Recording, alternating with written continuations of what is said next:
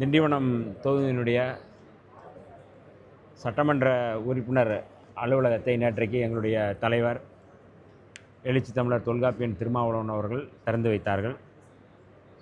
திறந்ததை ஒட்டி இந்த 3 நாட்கள் இந்த தொகுதியில் இருந்து தொகுதியினுடைய தேவைகள், தொகுதி மக்களுடைய கோரிக்கைகளை கேட்டு ஆய்வு செய்து கொண்டிருக்கின்றோம். அந்த வகையில் திண்டிவனம் தொகுதியில் எங்களுடைய தொகுதி, இந்த தொகுதியினுடைய மருத்துவமனையினுடைய என்ன மருத்துவம் என்ன மாதிரி போய்கிட்டு இருக்குது, என்ன தேவைகள் இருக்குது என்பதை ஆய்வு செய்வதற்காக நாங்கள் வந்திருக்கிறோம். தொகுதியில் ஏற்கனவே தொகுதி மக்கள் கேட்ட கோரிக்கை அப்படிங்கிறது வந்து இந்த மருத்துவமனையை வந்து மல்டி ஸ்பெஷாலிட்டியாக மாற்ற வேண்டும் என்று கோரிக்கை வைத்திருந்தார்கள். அந்த கோரிக்கையின் அடிப்படையில் இந்த மருத்துவமனையை மல்டி ஸ்பெஷாலிட்டியாக மாற்றி தரம் உயர்த்தி என்னென்ன தேவைகள் இருக்கிறதோ, உபகரணங்கள் தேவையாக இருக்கிறதோ, அல்லது வந்து வேலைக்கு செய்யக்கூடிய ஆட்கள் குறைவாக இருக்கிறார்கள் என்பதெல்லாம் நாங்கள் கேட்டு என்னுடைய டீன் மரியாதைக்குரிய முரளிஸ்ரீ அவர்களோடு இணைந்து இந்த பகுதியை சுற்றி பார்த்தோம். அந்த வகையில் அவருடைய கோரிக்கைகள் மக்களுடைய கோரிக்கைகள் ஒன்றாக இருந்தது. மாண்புமிகு முதல்வர் அவருடைய கவனத்திற்கு கொண்டு சென்று இந்த மருத்துவமனையை மல்டி ஸ்பெஷாலிட்டியாக மாற்றுவதற்கு நாங்கள் வந்து முயற்சி செய்வோம். என்னென்ன தேவைகள் இருக்கோ அதை நாங்கள் வந்து இந்த கூட்டத்தொடரிலே அது குறித்து பேசி கலந்து கட்டாயம் வந்து இதை குறித்து செயல்படுத்துவதற்கு நாங்கள் தயாராக இருக்கோம். கடந்த காலங்களில் பார்த்தீங்கன்னா எஸ்சி மக்களுக்கு ஒதுக்கப்பட்ட நிதி வந்து முறையாக பயன்படுத்தப்படாமல் ஒன்று வந்து வேறு துறைகளுக்கு வந்து பயன்படுத்துவாங்க, இதெல்லாம் திருப்பி கொடுத்துருவாங்க. இப்போ நீங்கள் வந்து அமைச்சராக வந்து நீங்கள் என்ன மாதிரி நடவடிக்கை எடுக்கிறது? இல்லை, அந்த மாதிரியான ஒரு குற்றச்சாட்டு வந்து ஒரு பொய்யான குற்றச்சாட்டாக தான் நான் இந்த துறைக்கு வந்ததுக்கப்புறம் பார்த்தேன். எந்த நிதியும் வந்து இன்னொரு துறைக்கு வந்து தேவையில்லாமல் போகலை. எல்லா துறைகளுக்கும் இருக்கின்ற அல்லது அந்த துறையில் இருக்கிற எஸ்சி மக்களுக்கு, அந்த பகுதியில் இருக்கிற டிபார்ட்மெண்ட்டில் இருக்கிற மக்களுக்கு போய் சேர வேண்டிய நிதி தான் போயிருக்கே ஒழிய தேவையில்லாத இடத்துக்கு போகலை. இது வந்து அவதூறு பரப்புறது, இல்லைன்னா பொய்யா வந்து கட்டமைக்கிறது. ஆதிராட நலத்துறையில் நிதி வந்து வேறு இடங்களுக்கு போகுது அப்படிங்கிறத வந்து சொல்கிறாங்க. அப்படி எதுவும் இல்லை. இந்த நிதி வந்து இந்த மக்களுக்கு பயன்படுத்தக்கூடிய நிதி, வேறு எதுக்கும் நாங்கள் வந்து பயன்படுத்துறது இல்லை. அதனால் இந்த முறை நாங்கள் கூடுதல் நிதியை வந்து இந்த கூட்டத்தொடரில் நாங்கள் பேசி கேட்டு இந்த பட்ஜெட்டுக்கு ஒதுக்கும் பொழுது கூடுதல் நிதி நாங்கள் கேட்போம். அப்பொழுது கடந்த காலங்களை விட இந்த பழங்குடியினர் மக்களுக்கும் ஆதிதிராவிடர் மக்களுக்குமான அவர்களுக்கான என்னென்ன தேவைகள் இருக்கோ அதை நாங்கள் குறிப்பாக வந்து ஹாஸ்டல் அந்த கட்டுமானம், ஹாஸ்டல் பிள்ளைகளுக்கு கூடுதலாக வந்து அவங்களுக்கு என்ன செய்ய முடியும் அப்படிங்கிறத நாங்கள் வந்து பார்க்குறோம். அதே போல் வந்து மாணவர்களுக்கான அம்பேத்கர் அயலக அந்த ஸ்காலர்ஷிப்புக்கு வந்து கூடுதல் வந்து கட்டணம் கேட்குறாங்க. அதுவும் நாங்கள் வந்து பேசியிருக்கிறோம். கடந்த முறை வந்து 216 பேர் தான் விண்ணப்பம் வந்து ஓகே, அவங்க வந்து மேல் படிப்புக்கு போயிருக்கிறாங்க. இந்த முறை விண்ணப்பம் செய்த அத்தனை பேருக்கும் வந்து நாங்கள் வந்து அம்பேத்கருடைய அந்த அயலக ஸ்காலர்ஷிப் மூலமாக வந்து அத்தனை பேர் கொடுப்பதற்கு நாங்கள் பரிந்துரை வந்து செஞ்சுருக்கிறோம்.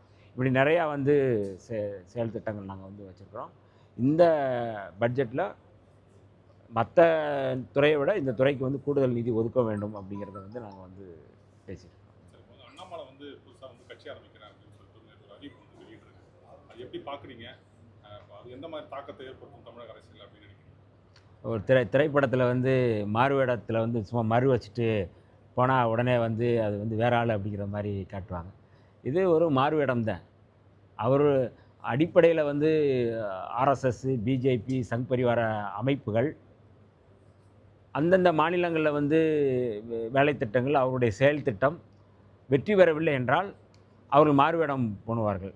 அப்படித்தான் அண்ணாமலையினுடைய இந்த புதிய கட்சி அப்படிங்கிறது ஒரு மாறுவேடம் போட்டு மக்கள்கிட்ட வந்து, ஏன்னா தமிழ்நாட்டில் பாஜக, ஆர்எஸ்எஸ்னுடைய செயல் திட்டங்களோ அந்த கட்சி அந்த பேரை சொல்லிட்டு வந்தாலே ஓட்டு போட மாட்டாங்க, அது வெற்றி பெறாது அப்படிங்கிற அடிப்படையில் தான் வந்து இன்றைக்கி வந்து அவர்கள் இந்த முடிவு எடுத்திருக்கிறாங்க. இது முதல் முறை இல்லை. பாரதிய ஜனதா கட்சி கடந்த காலங்களில் வட மாநிலங்கள்லேயே வந்து குஜராத்தில் உங்களுக்கு எல்லாருக்குமே தெரியும், கேசுபாய் பட்டேல்னு ஒருத்தர் இருந்தார். 1998 2001 வரை அவர் வந்து முதலமைச்சராக இருந்தவர். ஆனால் அங்கே வந்து முரண்பாடு உருவாக்கி அல்லது முரண்பாடாகி அவர் வெளியேறாரு. வெளியேறி அவர் ஒரு பார்ட்டியை வந்து ஆரம்பிக்கிறார். குஜராத் பரிவர்த்தன் பார்ட்டி, அந்த பார்ட்டிக்கு பேர். கேசுபாய் பட்டேல் ஆரம்பித்த கட்சி இந்த இந்த கட்சி குஜராத் பரிவர்த்தன் பார்ட்டி. ஆனால் 2014 பாஜக வந்து மத்தியில் ஆட்சிக்கு வரும்பொழுது அவர் வந்து பாஜகவை வந்து அதோடு இணைத்து கொண்டார். இதுதான் அவருடைய கடந்த கால வரலாறு. உமாபாரதின்னு ஒருத்தவங்க உங்களுக்கு தெரியும். அவங்க வந்து பாபர் மசூதி இடிப்பு வழக்கிலெல்லாம் சம்மந்தப்பட்டவர்கள். அத்வானியோடு முரண்பாடுபட்டு அவர் வெளியேற்றப்படுகிறார். வெளியேற்றப்பட்ட பிறகு அவர் வந்து ஒரு கட்சி ஆரம்பிக்கிறார். கட்சி ஆரம்பித்து பாரதிய ஜனசக்தி பார்ட்டி, பிஜேபின்னு தான் வரும். அவங்க தனியாக ஆரம்பித்து வேலை பார்த்து 2014 வந்து அவங்க வந்து மீண்டும் வந்து பாஜகவில் சேர்ந்து ஒன்றியத்தினுடைய அமைச்சராகவே இருந்தாங்க. மத்திய அமைச்சராகவே இருந்தாங்க. எடியூரப்பா தெரியும் உங்களுக்கு வந்து. அவரும் பாஜகவில் இருந்தவர், முதலமைச்சராக இருந்தவர் தான். ஆனால் அவர் வந்து வெளியேறி அவர் ஒரு தனியாக ஒரு பார்ட்டி ஆரம்பிக்கிறார். கர்நாடகா ஜனதா பக்ஷா அந்த அந்த பார்ட்டிக்கு பேர். அவரும் வந்து திரும்ப வந்து பாஜகவிலே சேர்றாரு. உத்தரப்பிரதேசத்தினுடைய முதலமைச்சராக இருந்தவர் கல்யாண் சிங், அவரும் வந்து அந்த ஜனதா கட்சியிலேருந்து வெளியேறி, பாரதிய ஜனதா கட்சியிலேருந்து வெளியேறி அவரும் வந்து திரும்ப பாஜகவிலே வந்து தனி கட்சி ஆரம்பித்து அவரும் சேர்றாரு.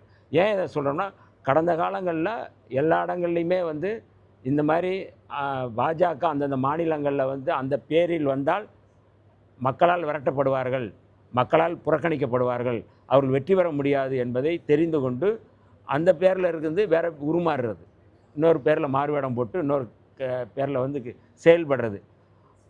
அது வந்து பாஜகவினுடைய தலைமையே ஆசீர்வாதம் செய்து அனுப்பி வைப்பார்கள். நீங்கள் வந்து எனக்கும் உனக்கும் முரண்பாடு இருக்குது அப்படின்னு சொல்லிட்டு போங்க அப்படின்னு சொல்லி சொல்லுவாங்க. இப்போ மரியாதைக்குரிய அண்ணாமலை அவர்கள் வந்து பிரதமர் மோடி அவர்களை சந்தித்து தான் வர்றாங்க. ஒன்றும் சந்திக்காமலாம் வரல. பாரதிய ஜனதா கட்சியினுடைய ரொம்ப வந்து மறைமுக செயல் திட்டம் அப்படிங்கிறது இந்த மாதிரியான செயல் திட்டம் தான். இதெல்லாம் வந்து தமிழ்நாட்டு மக்கள் வந்து ஏமாற மாட்டாங்க, வட மாநிலங்களில் மாதிரி ஏமாற மாட்டாங்க. நீங்கள் எத்தனை மறு வச்சுட்டு நீங்கள் மாறுவேடம் போட்டு வந்தாலும் அந்த வடிவேல் சொன்னது போல தான், உன் கொண்டையை நீங்கள் மறைக்க முடியாது அப்படிங்கிறத அண்ணாமலை அவர்களுடைய செயல்பாடுகள். ஆகவே ஒருபோதும் பாஜக, ஆர்எஸ்எஸ், சங் பரிவார் அமைப்புகளுடைய செயல் திட்டம் உருமாறி வேடம் மாறி நீங்கள் வந்தாலும் இங்கே வந்து வேலைக்கு ஆகாது அப்படிங்கிறத தமிழ்நாட்டு மக்கள் கொடுக்கின்ற செய்தி. ஆகவே தமிழ்நாட்டு மக்கள் எச்சரிக்கையாக இருக்க வேண்டும், இளைஞர்கள் எச்சரிக்கையாக இருக்க வேண்டும். ஒரே நேரத்தில் ஒரே ஆரம்பிக்கும் போதே 1 லட்சம் இளைஞர்கள் 2 லட்சம் இளைஞர்கள் அப்படின்னு சொல்கிறது ஏற்கனவே பாஜகவுடைய மிஸ்டு கால் திட்டம் தான் அது. இதுவும் வந்து உங்களுக்கு வந்து அவர் ஏற்கனவே வார் ரூம் வச்சுட்டு தமிழ்நாட்டில் வந்து பாஜக இருக்கிறது போல் வந்து வேடிக்கை காட்டினார். ஆனால் இன்றைக்கி தேர்தல் நிலவரம் என்ன, அவங்களுடைய நிலைமை என்ன, பாஜகவுடைய நிலை என்ன, கழுத தெரிஞ்சு கட்டருமான கதை தான் அது. அதனால் அதெல்லாமே வந்து சும்மா ஒரு மக்கள் மத்தியில் நாங்கள் 2 லட்சம் 5 லட்சம்னு வந்து ஏதாவது வந்து சொல்லலாம். ஆனால் எல்லாமே ஏமாற்று வேலை. பாஜகவினுடைய இன்னொரு முகம்தான் அண்ணாமலை. பாஜகவினுடைய ஆசீர்வாதத்தால் தான் அவர் வந்து செய்கிறாரு. பாஜகங்கிற பேரில் வந்து தமிழ்நாட்டில் வந்து வெற்றி பெற முடியாது அப்படிங்கிறது தான் அவர் சொல்லுகின்ற செய்தி. அப்போ அங்கே அனுமதி வாங்கிட்டு தான் அவங்க வந்து பண்ணுறாங்க. அதுக்கு வேறு பேரில் வந்து பண்ணலாம். அமித்ஷாவை பார்த்துருக்குறாங்க, எல்லாமே பார்த்துட்டு தான் வந்திருக்கிறாங்க. அவங்களுடைய ஆதரவு இல்லாமல் இதை வந்து கட்சி ஆரம்பிக்க மாட்டாங்க.